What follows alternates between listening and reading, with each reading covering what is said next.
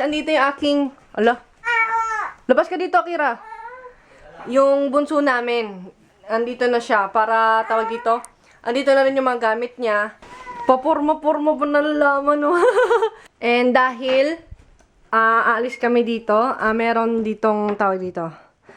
Nakatanggap ako nito or may nagbigay sa akin. Charang! And meron din card dito.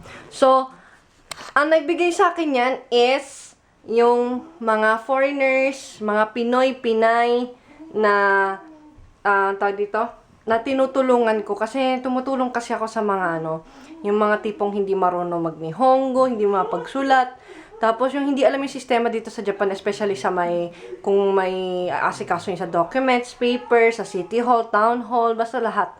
So yun, ginagabayan ko sila and tinutulungan ko sila, tapos nag-translate ako para sa kanila. Kasi, di ba nga, kaya kong mag-translate Tagalog, Nihongo, tsaka English. So, para walang problema. Tapos, Brazil, tas yung Spanish kasi, may mga nakasama ko dati sa trabaho ko na Brazilian, basta yung mga iba't ibang lahi. Ayan, so ito, bubuksan na natin.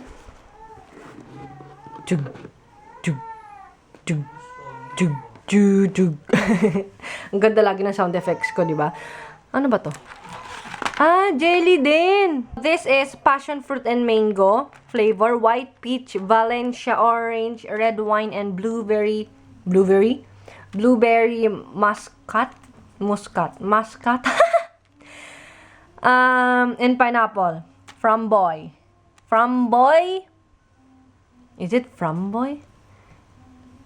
Kasi dito nakalagay framboise.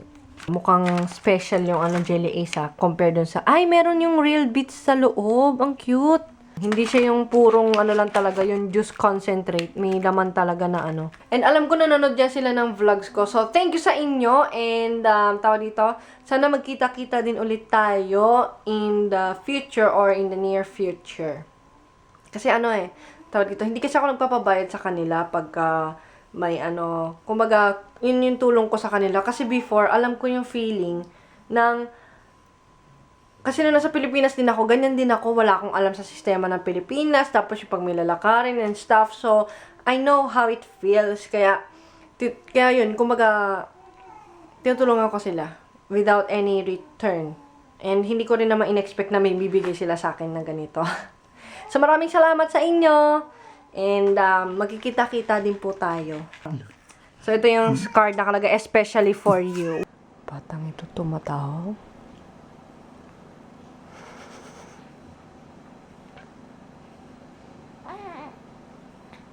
Inaantay namin yung si Akira kasi bumili yung bunso namin ng ng pang-yosi niya. Yes, nag-yosi siya. Ang bata pa niya pero nag-yosi. Anyway, so sinundo na kami nung isa sa alagad ng aking ama. ng aming ama. 6 to 7 hours yung biyahe mula dito hanggang actually 8 hours 8 hours mula dito hanggang sa Tokyo. Tumayo muna ako kasi nangalay yung likod ko Kailangan tumayo-tayo ako.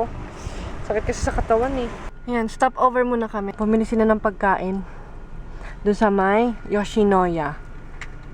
Ayan gyudon. And wait lang. I'm not sure if you can see me, but I hope. Ayan, tumapat na ako sa ilaw or sa liwanag para makita nyo. Tawag dito, napaka-smooth ng namin ngayon kasi tawag dito, na-traffic kami dun sa bandang Panagoya na kasi nga may banggaan, 2 truck. Tapos umabot kami ng siguro 1 oras, mahigit 2 oras. Pero si Yuichi wala, tahimik lang, tamang dede lang, tas tulog, ganun, tas ngiti, tamang lang, yung inaaliw yung sarili, ganun. Ayan, so binilan pala niya ako ng taiyaki. Ayan, yung may isda, wait lang.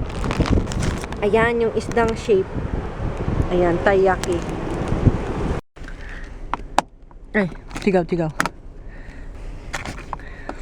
Ayan, so ito yon yung taiyaki. And as usual, red mung bean or azuki beans. Sarap. Paborito ko to I mean, isa sa paborito ko. Nga pala, alam niyo, naiyak ako. Kasi kay Kenji. Siyempre kasi mamimiss ko siya. I mean, namimiss ko na nga siya Tapos sobrang iyak niya kanina. Habang kinikiss niya yung si Yuichi. Ah, my gosh. Yung mata ko, naiihi ako. Mata ko naiihi. Naiiyak na naman yung mata ko. Kaso, susunod din naman yun si Kenji eh. Tapos bibisita naman yun. Sa ngayon talaga hindi pa nga pwede kasi,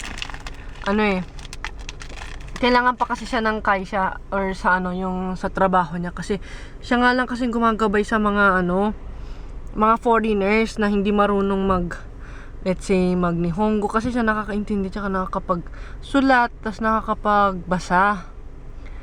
Kaya yun. Pag bibili kayo ng ganito, yung taiyaki, make sure na merong part na ganito matigas. Yung crunchy. Kasi napakasarap. Andito na kami. By the way, nanonood ako ng news about sa earthquake. Our dinner. Actually, alas 3 na eh. Kasi 3 na kami nakauwi.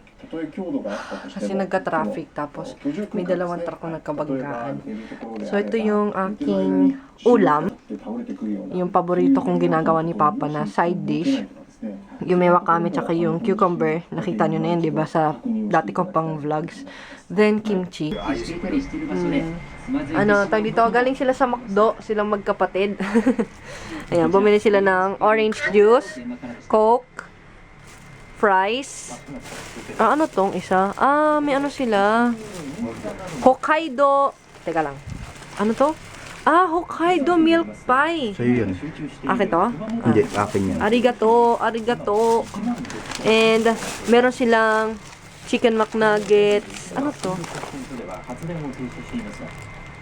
Ano to? Ebi Fileo. Tapos, hash brown? Ay, hindi. Shaka chicken. Shake. Then, ano yung isa dun? Bacon lettuce burger. And, ano to? Barbecue pork burger. Yan, puro burger and chicken McNuggets. I love it.